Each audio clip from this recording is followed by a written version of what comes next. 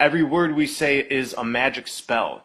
So spelling, spell casting, has been specifically used to denigrate ourselves. We are born into this world. Born comes from the English word barren. Today's definition of barren is unfruitful, bleak, and lifeless. Our children, as designated by our language, aren't even ours. Parents are a pair who rents. Our governments, especially our courts, don't treat a parent's right to control and direct the upbringing of their child as a fundamental liberty. We're forced from a young age through many types of indoctrination, and our parents are helping in this process. Look at the word childhood. A hood is used to cloak and hide. The etymology of children is chill and dren. Chill means cold. Dren is a name meaning a strong and healthy individual. So children are strong individuals who must be chilled, made cold. Stay with me, this will all come together. In Ballantyne's 1948 Law Dictionary, the term human being says sea monster. When we see monster, we get the definition, a human being by birth, but in some part resembling a lower animal. In the Oxford New English Dictionary of 1901, a human is defined as belonging or relative to man, as distinguished from God or superhuman beings. So these definitions are telling us we're monsters, and the word live backwards is evil. Our language is telling us we're born as monsters who are bleak and lifeless to a pair who rents us out to the government and other corporations that indoctrinate us. Our childhood is spent under a cloak, and we're evil when we live. Our sentences are made up of words. The word sisters in Greek mythology were fates or witches who controlled the fates of man. Every word we say directly affects our reality and ultimately our fate. The Egyptian deity Thoth is said to have invented language and writing.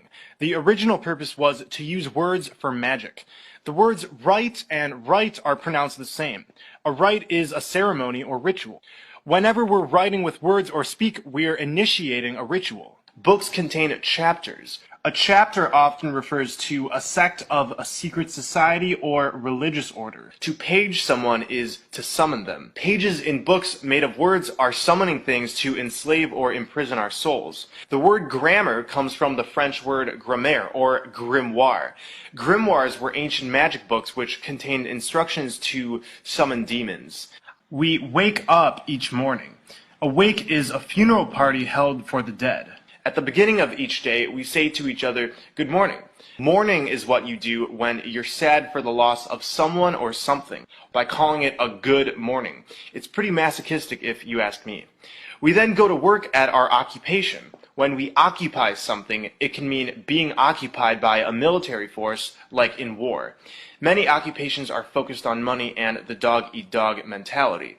The dollar bill comes first before the environment or even each other. Therefore, we are committing war against each other during each day we work our occupation.